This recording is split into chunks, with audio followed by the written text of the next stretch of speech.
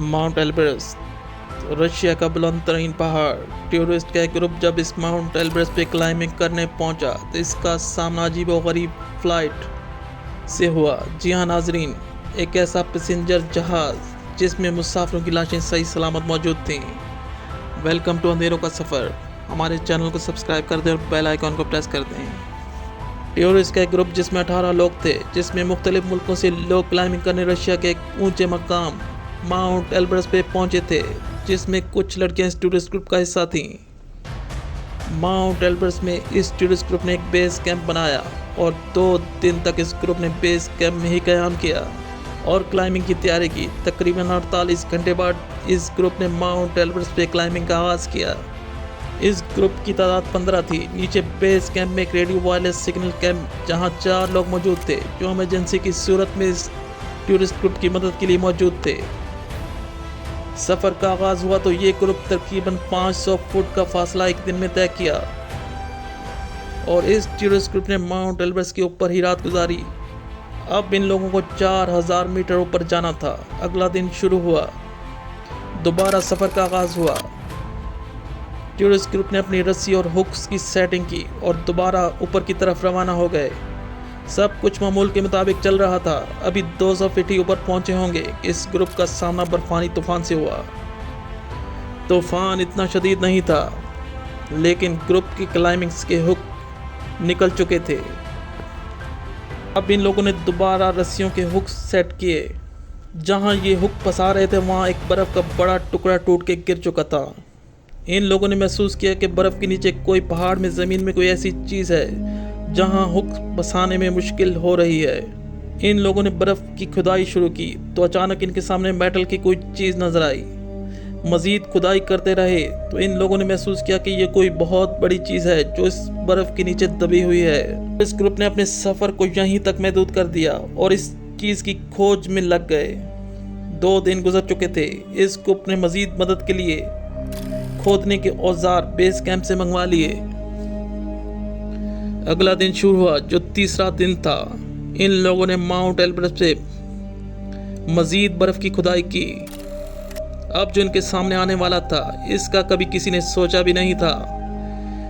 खुदाई करते करते इन लोगों ने देखा कि एक जहाज जो माउंट एल्ब्रस में बर्फ में दबा हुआ है। पूरे जहाज से बर्फ हटाना नामुमकिन था। इन लोगों ने फैसला किया कि किसी भी तरह जहाज के दरवाजे तक पहुंचा जाए। अब इन लोगों को इतना अंदाजा हो चुका था कि जहाज का दरवाजा किस तरफ है, इसलिए इन लोगों ने इसी जगह से खुदाई की जहां जहाज का दरवाजा था। खुदाई करते करते रात हो चुकी थी। इन लोगों ने रात वहीं कैंप लगाकर गुजारी और सुबह दोबारा बर्फ की खुदाई का आगाज़ किया। तकरीबन 5 घंटे की मेहनत के बाद वो जहाज के दरवाजे तक पहुंच गए, लेकिन अब मसला दरवाजा खोलने का था। जो सालों की बर्फ जमी हुई, इसका दरवाजा जाम हो चुका था। इन लोगों ने कटर की मदद से जहाज का दरवाजा अंदर से काट दिया और एक जाने का रास्ता बनाया। एक हिस्सा काटने के बाद इन लोगों में से 2 लोगों ने फैसला किया कि वो अंदर जाएंगे। जैसे ही वो 2 लोग जहाज के अंदर दाखिल हुए तो वो मंजर किसी का भी दिल दहला। जहाज के अंदर सीटों पर जमी हुई बर्फ थी और मुसाफिर सीटों पर बैठे हुए थे और इनकी लाशें बर्फ में जमी हुई थीं और सही सलामत मौजूद थीं। ग्रुप के मज़ीद लोग अंदर आए। ये सारा मंजर देखा। एक ऐसा नामालूम जहाज जिस पे कोई शनाख्त न थी, ना ही जहाज पे कुछ लिखा हुआ था। एक अनजान फ्लाइट जिसमें मुसाफिरों की लाशें मौजूद थीं और जहाज माउंट एल्ब्रस की बर्फ में दबा हुआ था। यह अपनी नोयत का अजीबोगरीब और मिस्टीरियस वाक़या था।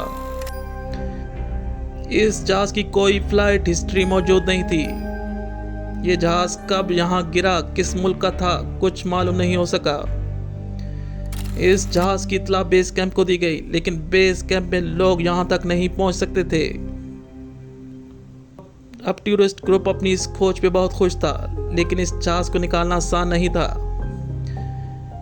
ग्रुप ने वापस नीचे जाने का फैसला किया और रशियन एडमिनिस्ट्रेशन को इस वाक़े की खबर दी, लेकिन रशियन रेस्क्यू की टीमें इस जगह पर पहुंची उस वक्त बर्फ का तूफान आ चुका था जो काफी दिन जारी रहा।